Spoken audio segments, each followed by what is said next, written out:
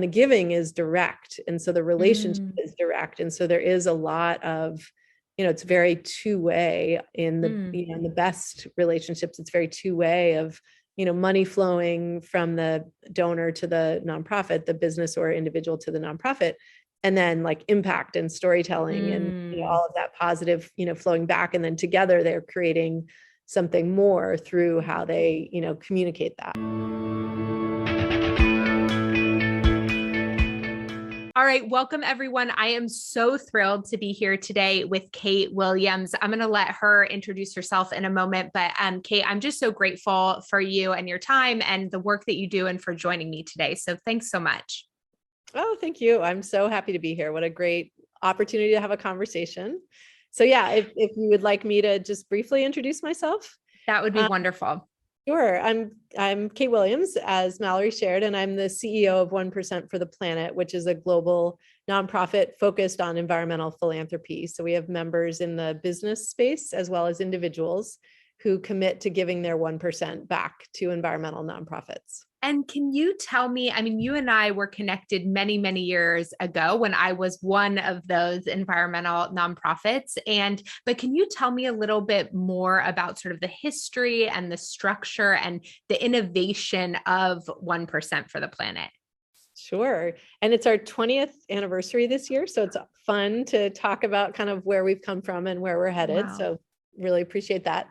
But we were founded 20 years ago on the banks of the Madison River in Montana. So the story goes when Yvon Chouinard, who's the founder of Patagonia, and his friend Craig Matthews, who was the founder of a fly fishing company, Blue Ribbon Flies, basically had the sort of connected all the dots on their own commitment to the environment and their awareness that business both has an impact, a negative impact on the planet, just by virtue of doing business, even if you're being careful, and is a generator of resources that can give back to the planet. So their sort of aha moment on the banks of the river is we need to create a way in which all businesses can kind of step into the opportunity to connect their business directly to not only sort of growing and building as a business, but also side by side, giving back for every bit of that growth. So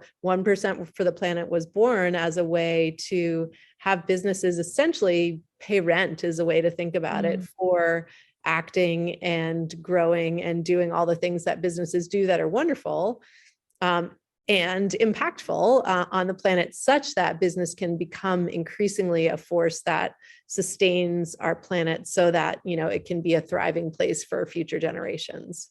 And can you tell us a little bit about kind of the growth trajectory that you've seen? Because I feel like 20 years ago, and even however many years ago that it was that I was leading that environmental organization, I feel like there was a lot more sort of banging my head against the wall, getting people to talk about things like climate change. And so I'm just curious sort of what you've seen and what the organization has seen really, and what growth looks like how many people are a part of the network today? Yeah. So from, two guys talking on the banks of the river, we're now fully global. So we're more than 50% international in terms of our membership. We have more than 6,000 members, adding up individuals and businesses. Businesses alone are more than 5,500. So, it's definitely sizable. And the real number, though, is the amount of giving. That's how we measure impact. So last year we certified more than $50 million in giving. We do convert it all into dollars. It happens internationally, but we do kind of translate it all into dollars to describe our impact. And I think also there, it's grown in many different dimensions. There are those numbers, but then there's also the sectors, so who's involved, and we're across many different sectors. People often kind of in their minds, I think because of our founding, associate us with the outdoor industry, but actually we are no more than 10% of our total network in any single industry. So we're in food and beverage, apparel, beauty, financial services, really across the board. And that is really awesome. And we're small businesses, we're big businesses. So we have publicly held companies, we have privately held companies.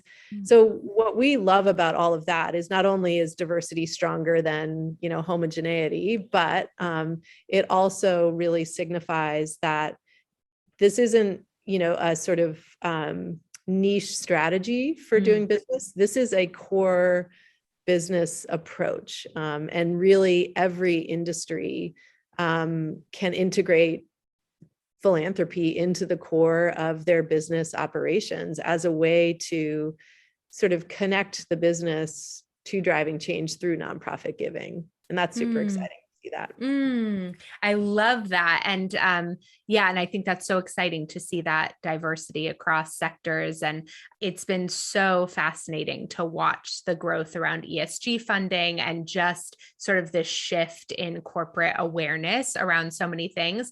And I know when we've talked before, one of the things that you all do, from my understanding, is really help with a piece of sort of due diligence to sort of protect and ensure the integrity of the network. And so tell me a little bit about that, and who are the businesses who are part of 1% in terms of not like what do they do, but like what do they believe and why have they decided to be a part of the network, and what do they sort of quote unquote get, and what helps them feel that sense of belonging?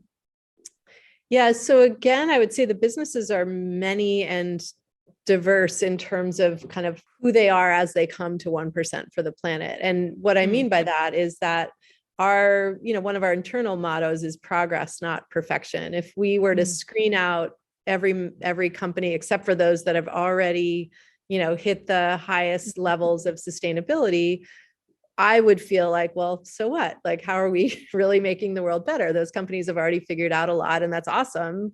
Go forth and, be amazing companies. But we really want to make sure we're also welcoming in companies who are really psyched to get to progress in their journey of driving change. 1% of sales is a big number. So any company that comes to us and says, I'm interested, I want to explore doing that, we're like, we want to talk to you, because good for you for sort of thinking about how you can incorporate this into how you do business at a high level. 1% of revenues, not nothing.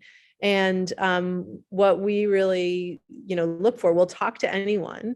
And what we really look for is, are you, interested in kind of leaning into what we, into our program and to becoming part of the community? And that's when we really get into the values, to that part of your question, because there's so much that companies gain that, in the end, what we really love is when companies feel like, yeah, it's 1% of sales, but boy, I gain so much. And of those values, just to sort of run down the list, one is, the diligence that we do on the nonprofit side. So we can help companies to feel really confident that the nonprofits that they're giving to are awesome, impact driving nonprofits who make great partners. And we really, are able to, assess our nonprofits and elevate those nonprofits that, are able to, drive impact and do that in a way that, meets the needs of the donors and of the planet. We also, members also access our advising. So figuring out how to put a giving strategy in place is hard. It's like hard to know how to give well. And I think that a lot of people know that, and a lot of people don't give because of that, and feel sort of overwhelmed by it. So our awesome staff is really experienced with helping to kind of develop the matrix of, what's a company trying to accomplish? What's the brand story? What's the volunteering appetite? All of those different things. What's the geography, the size? So, we're able to sort of help develop that giving strategy and really think through how it can be integrated with the business. And then another one that's really important is the amplification. So telling the story, like, part of our growth in recent years, especially, has been because consumers are super interested in, how can my dollars drive change? And so they're looking for ways that they can understand which brands are the ones that they want to put their dollars into. And so 1% for the planet is a really strong signifier, because so often, our companies are not only giving their 1%, which is driving really meaningful change. So, dollars be invested in those companies given, for purchasing, are really, contributing to powerful change. oftentimes they're also doing a lot more. So the 1% for the Planet logo is a big signifier, as is the storytelling. So we're able to help amplify what our members are doing through storytelling and supporting the members in storytelling.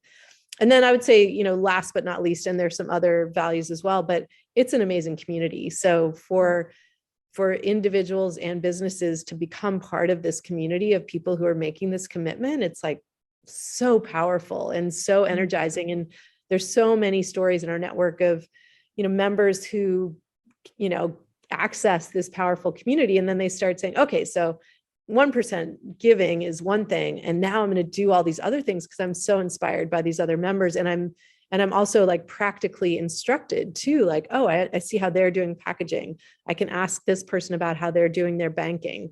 So many things start to come together through the network that it's super powerful. Okay, I love that. And I'm curious, I know this is a little bit of a nitty gritty question, but the decision for it to be 1% of revenue, of sales, as opposed to 1% of profit, I have to imagine that was really intentional. Can you tell me a little bit about that? Yeah, definitely. And it's a great question because there's sometimes confusion on that. And it is a big number.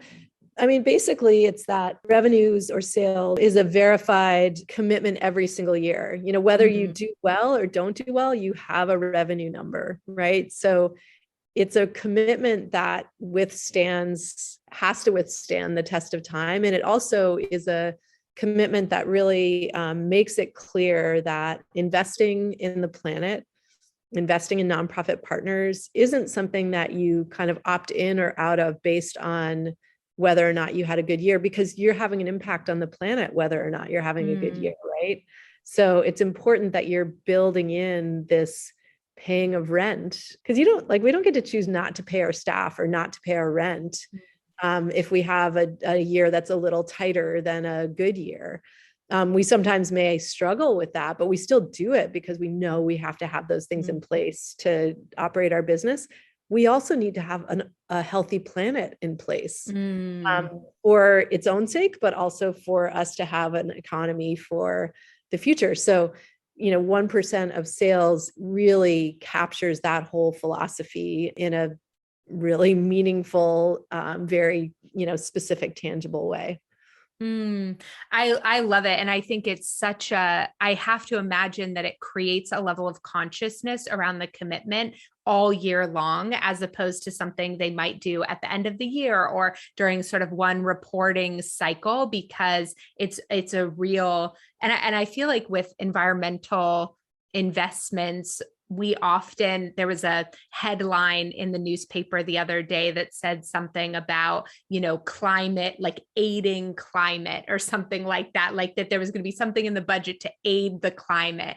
And I just sort of looked at my husband. I was like, how about to undo the years of harm that have been caused that now we have to fix? And and so I feel like there's this really important sort of language piece and consciousness piece that decision creates that's incredibly valuable and is probably a huge part of then why they go on to do, in addition to the network and that inspiration, more and more and more, because all of a sudden it's in their consciousness at all times that they're having this impact. Yeah, I think that's a really good point. And it's in their consciousness and it's built into their business too, which is really important because, I think traditional philanthropy is like this extra, at the end of the year, if I have money left over, I'll give it, that'll be a nice thing. And what we believe in, what the 1% for the Planet model really structures is, no, it's like part of your business. It's integrated into your business because, if you drive more sales, you get to give more. And we have amazing members, Maine Beer Company, and it's a semantic difference, but it's very real. They talk about their success as a company in terms of the amount they're able to give. And of course, that's a percentage of their total revenue, but it's a really different way of thinking about what success looks like. And that's a great example of, both what you're saying about the consciousness, but also of, the fact that it is just such a core part of the business. Mm-hmm. Yeah, I love that. I interviewed someone a few months ago who talked a little bit about that from their own income standpoint, that they tithe 10%. And so how much they earn they actually think about how much they want to earn in a given year by how much they're going to give away. And so I think that is just such a beautiful, beautiful way to think about those pieces. The other thing you said before that I just want to go deep in is the way that 1% has really created this valuable asset to organizations. And I feel like the way that you think about partnership, what you said before around how they're getting so much that, yeah, maybe it's 1% of sales, but they're getting so many things. And one of the things we see often in the nonprofit sector, and I just actually hopped off a call where somebody said, would it be okay to go to X, Y, and Z restaurant to see if they want to do this campaign with us? It feels like it's the wrong time because it's, restaurants are really struggling right now. And I said, in that question is this inherent belief that it's not going to be good for them, like for their business, right? It's that it would only be inappropriate to bring it up if you feel like the partnership offers no value to them and it's only for you, right? Which is something I focus a lot on. How do you build win-win, mutually beneficial cross-sector partnerships, and how when you do that, everything changes, and your own feelings as a fundraiser. And I feel like you guys are the best example of this. So will you talk to me a little bit about that? Yeah, I think what you're getting at is the whole idea of trade-offs. And it really, that used to be how we framed a lot of the thinking about doing good, is that, there's a trade-off, you choose to do something that's good for the planet at the expense of, or as a trade-off against, doing well or making money, that it was seen as you had to sacrifice one for the other. And I think what has been really good to see, unfortunately, I think it's because things have gotten so much starker, but that is sometimes what we need in order to see the light, but that doing the right thing for, the planet, but also the data shows that this is for other causes that people care about. So a lot of social causes, that is good for your business in a bunch of different ways. It's good because consumers are interested in that. So just from a brand and sales standpoint, it's as long as it's credible and consumers are good at sniffing out inauthenticity. But, as long as it's credible, that, it's good for sales and good for the brand. I think it's also the longevity of businesses and the viability of businesses is increasingly seen in that sort of crucible of in order for us to have a habitable, planet with an economy that can operate, we have to address some of these issues. So I do think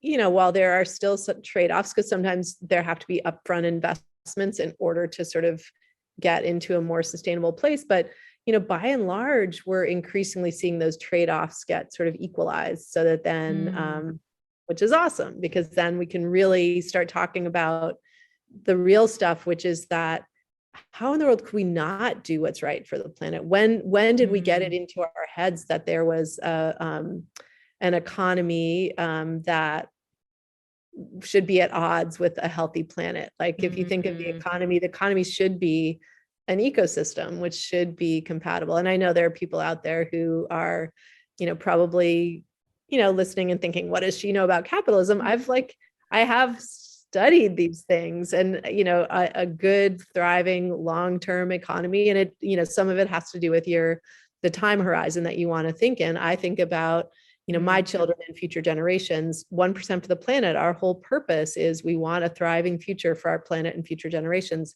That's our mindset, is looking out ahead. And so we do see, the economy has to support that. And 1% for the planet is one of the good ways to, start building toward that.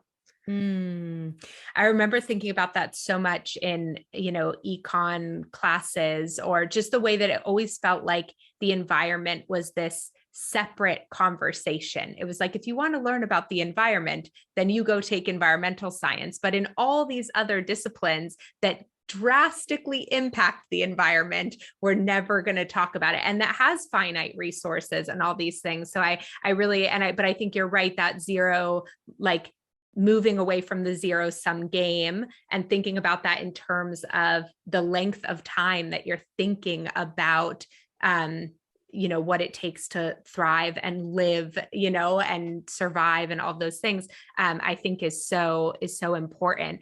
I'm curious, you mentioned before that you do the due diligence on the nonprofit side.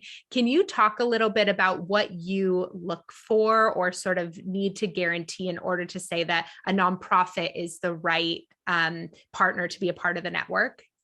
Yeah, sure. So overall, our approach to sort of vetting nonprofits is knowledge-based. So, we aren't looking to create an absolute ranking of here's the best nonprofit, here's the worst, because what we ultimately want to do is be able to provide each company, each member, so business or individual, with the nonprofits that are best for them based on their matrix of impact goals, location, brand, all of, their unique needs.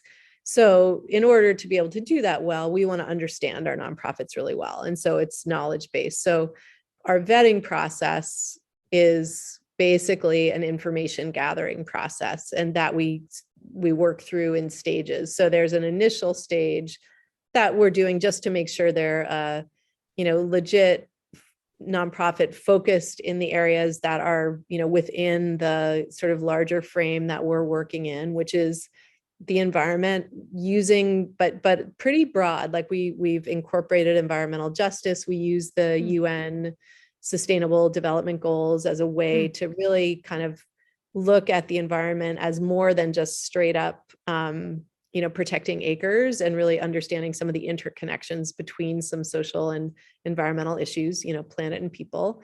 So using that broader frame.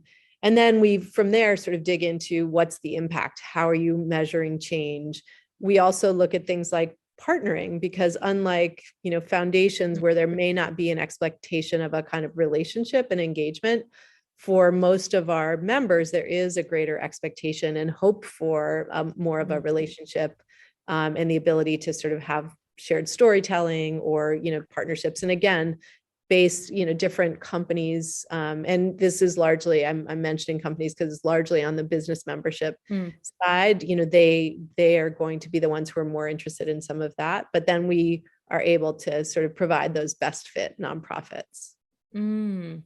Okay, I love that. And I'm curious, will you go a little deeper in sort of the matrix of the needs of the businesses because I think this is really interesting, because I think that a lot of nonprofits assume that they might not be the right fit for a business if they don't see mission alignment necessarily, or vision alignment, and they don't necessarily know how to identify what are all the other points of alignment between a business and a nonprofit. And so I think understanding a little bit more, what are you all looking for? Sort of how do you matrix that out to think about who the right nonprofit is for the right business? Yeah, it's a good question.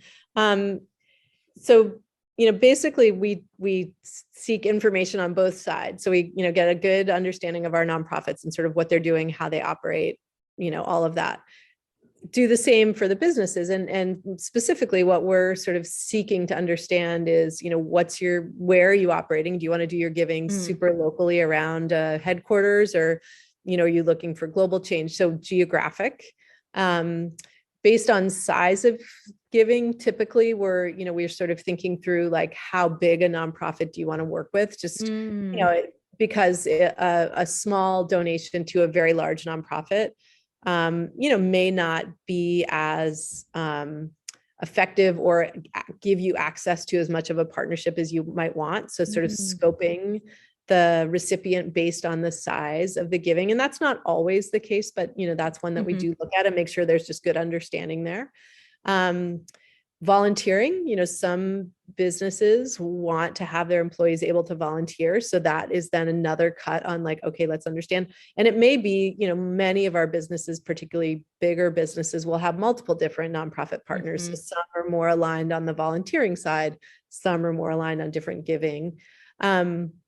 in terms of that geographic scope of impact, just to go back to that, sometimes, companies are sort of thinking through where on our supply chain do we want to have the giving allocated? So it's not just like, do we want it to be close to our headquarters, but also just where are we having impact, and how can we work with nonprofit partners in those areas to have opportunity brand. So, we do look at that, like what is the brand, what are the brand elements of the business that they want to bring out through their nonprofit partnerships. So sometimes that's, literally through like, where is there kind of a brand match, like a similarity in terms of how they present.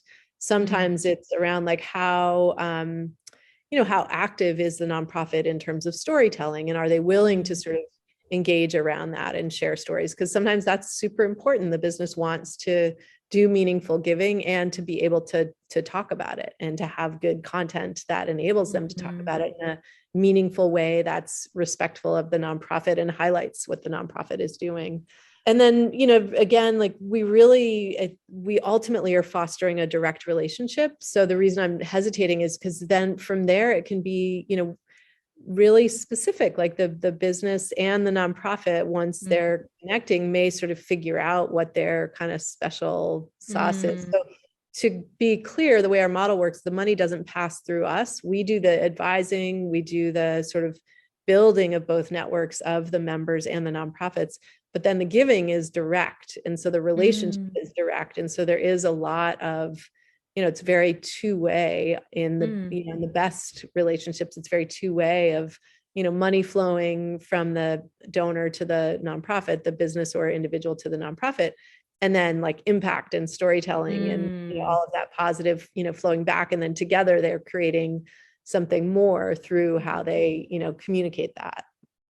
I love that. And it's making me wonder, how often are companies looking for new partners? Like if they come into 1% and they get matched up with, let's say, 5 aligned partners, and those partnerships are growing and they're doing great, do you find that companies are doing a lot more sort of long-term relationships with each other, or are they constantly looking at new opportunities to partner? What do you see there? Yeah, it really, really varies. So we have, some members who will have long-term commitments, some who will have a very sort of structured rotation, like we want to do, 2 years, and then, some who will, in their first few years do a lot of sort of testing to kind of figure out what works, and then they'll kind of settle into a plan. I would say it's rare that we have a company that's just like, this is the nonprofit I give to forever, done. We encourage, and because we're really trying to educate everyone involved on like how philanthropy can be most effective. And we really encourage and help our members to understand the costs of fundraising for nonprofits. So when there is a good relationship, and we invest a lot in helping to build those, if it can last more than a year, that's super helpful, because then that's time that the nonprofit can spend focusing on, doing their amazing work in the world, as opposed to going out to find more resources. So, and most of our businesses are really receptive to that. So even if they're making a change, a lot of times they're growing. So they add more nonprofits and then, communicate clearly if there's going to be a change. So that tends to work out well. And then, there's some that are like campaign initiatives that kind of it's clear, like there's going to be some money that comes from this for one time, and then, something else is going to happen.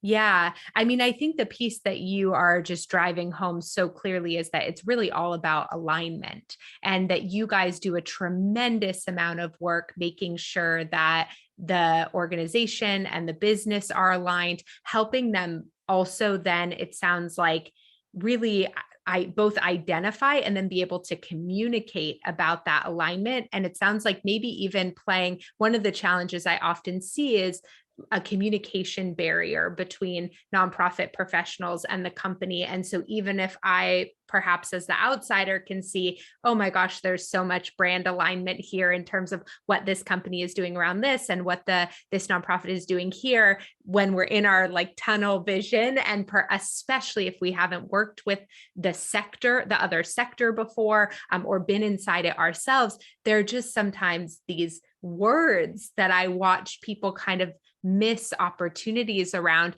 Will you talk to me about what you see there and how you guys support around that piece? Yeah, it's a great point. And maybe I'll just back up briefly to sort of share, we really do see the values, the unique and equally powerful values of both the business sector and the nonprofit sector. And we sit in a space where, we kind of touch both very closely. So we speak the language of both and understand both and really value and see how they have such an important opportunity to relate. So, businesses, are generating resources through their goods and services, and being able to, and have the ability to, influence change through how the business operates, how they use those resources that they're generating. Nonprofits operate where there often is not a market. So they're not generating resources through their work, they're generating impact. And so when a business or a member, but I'll use businesses, are giving to a nonprofit, they're expanding the scope of influence that they can have, because then they're operating in the market space, but they're also contributing to impact outside of the market space.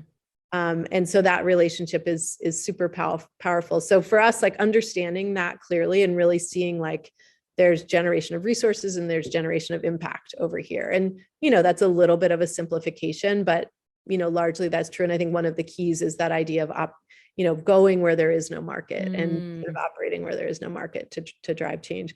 So within that, to like do well in those two sectors, you do have to have some different skill sets. You do use some different language. There are different experiences of scarcity and abundance and of, all of that. So meshing those, or maybe that's the wrong word, but creating ways in which there's shared value is the opportunity.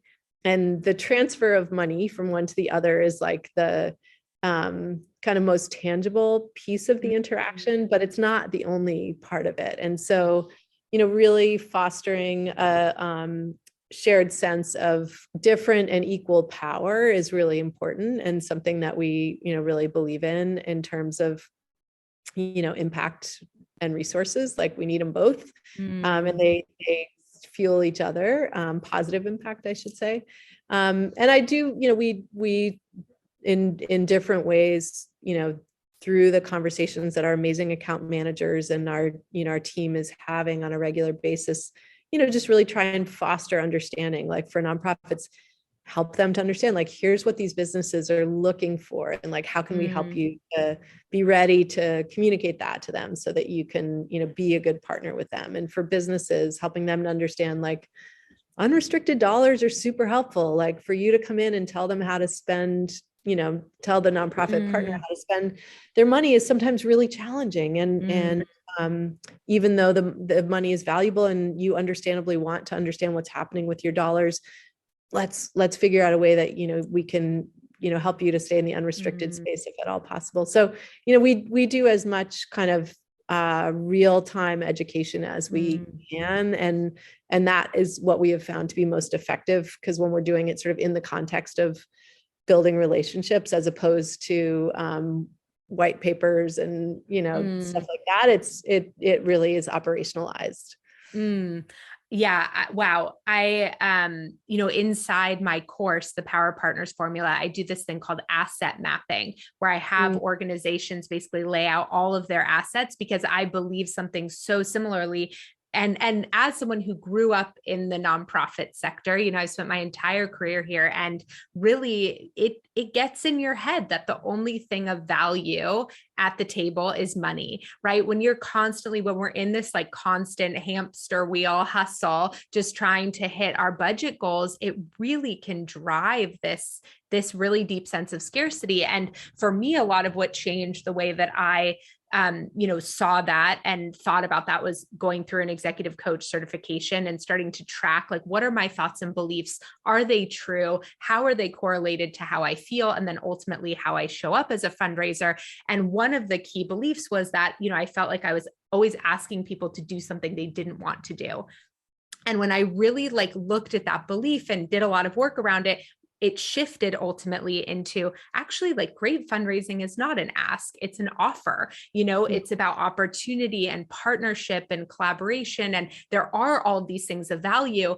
But then when I tried to sort of translate that to other nonprofit leaders, particularly ones who I wasn't one-on-one executive coaching with, I was like, gosh, when we're in a deep state of scarcity, it's so hard to access abundance, right? We hear people just be like, think abundantly. And you're like, how?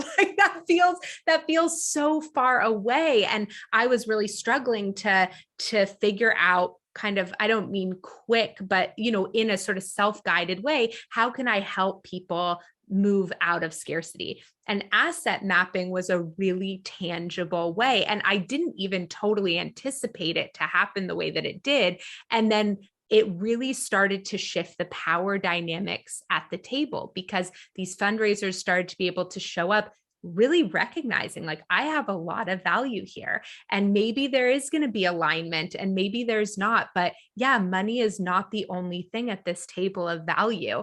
And I feel like that starts to then open up the possibility for more conversations about mutual benefit and win-win, and actually the stuff that's better for everyone, because the companies don't want you coming to them just asking for their money. They get 1 billion requests for gala sponsorships a year, right? That show no awareness around who they are or what they do, or how they want to work with folks. And so I think the work you're doing to facilitate those relationships is tremendous, beyond just that one engagement or even their 1% for the planet engagement, but just starting to break down these silos of what does it look like for us to really create meaningful change by recognizing the assets and resources that both sectors hold and how much value is created when we come together.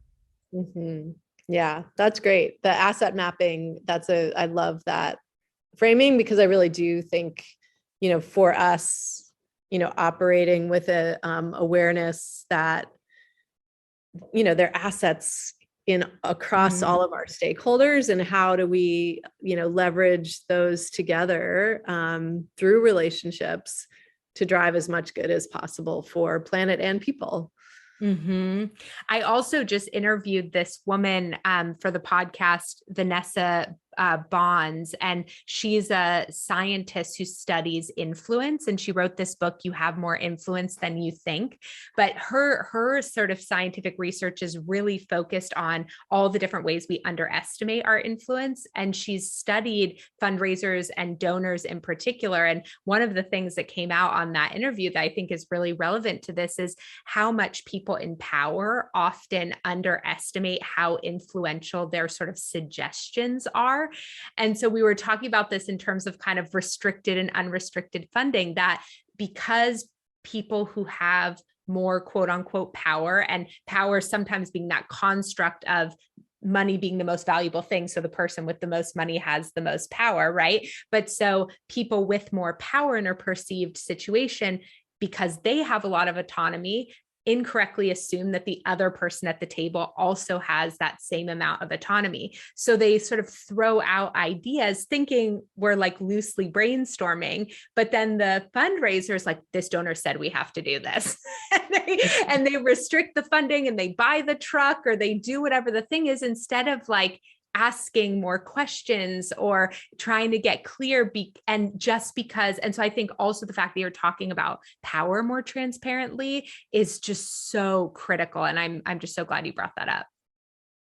Good. Well, thank you. And we're always growing and learning, and the trust-based philanthropy approach has been one that we've really been learning from. And so, I want to, be open and transparent about the fact that I believe in everything I was just saying, as does our team. And we're on the journey to, keep learning and getting better at that. Yeah. So what do you hope for? Like if you look 10 years into the future with 1%, like what are your big dreams?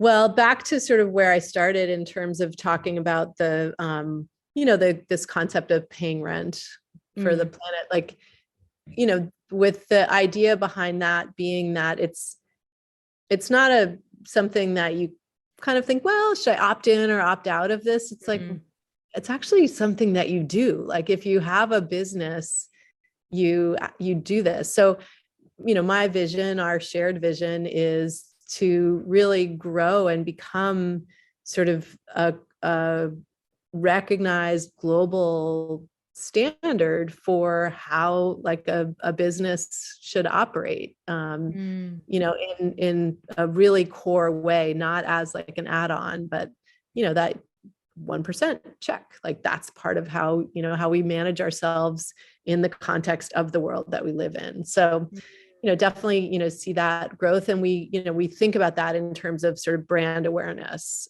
which may sound interesting, but the more recognized this is as sort of a way in which good business operates, the more it will become normalized and just expected. And that's what we would love to see. What would you say to a small business or a business that's just starting that doesn't feel like they can make a 1% of revenue commitment right now? Where do you suggest folks begin? I mean, I would say two things. The first thing I would say is, why do you think you can't? And I don't say that like without an understanding of the fact that like starting a business, like, you need every penny, but I do think like really interrogate what are the other things that you are sort of identifying as core costs. Why is this not one of them? In what way does this not sort of meet the criteria of what is kind of core to operating a good business? So just like ask those questions, whether or not, you answer them and they lead to like, well, of course I should start. I don't say that as like a guilt trip question, more just as a reframing question for sort of what it means to operate a business. And then, in terms of more like action oriented, item, think philosophically or like figuratively about like 1%. Like if you do feel like, okay, I tackled that question and I really honestly don't think we could get off the ground if I'm giving 1%. Think figuratively about like what's 1% that you could give. So to really start building in the practice of that commitment, because we do, our kind of belief as an organization is that everyone has a 1%. It might be, 1% of your coffee money as an individual. Like maybe, you sort of think through, okay, I spend X amount on, buying coffee each week. I'm going to sort of think through what is 1% of that. I'm going to sort of map that out. Okay, I'm going to give that. Like start in some like way that you can wrap your head around it, or more just like, I'm going to give 1% of my energy to trying to, make someone's experience more positive every day. Or it doesn't even have to be something you can literally measure, but just really start sort of thinking in those ways. Because then you start to see, okay, the basic concept is 1% adds up over time to being real and to being changed. So the sooner I can start and the more I can sort of build it into my everyday, the more I can see like, of course I can do 1% every day.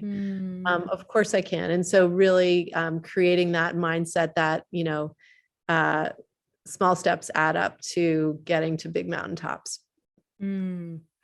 Wow. Yeah. I think that is, I feel like that's such an important point, because I think sometimes we can get into this like all or nothing mindset, and then it feels, even sometimes in the ways that we make different purchasing decisions, or, I've had my fair share of guilt throughout the pandemic in like early motherhood about making a last minute purchase at a place I try not to purchase from. And, and so my husband and I did something a few years ago where we started offsetting all of our carbon for the year.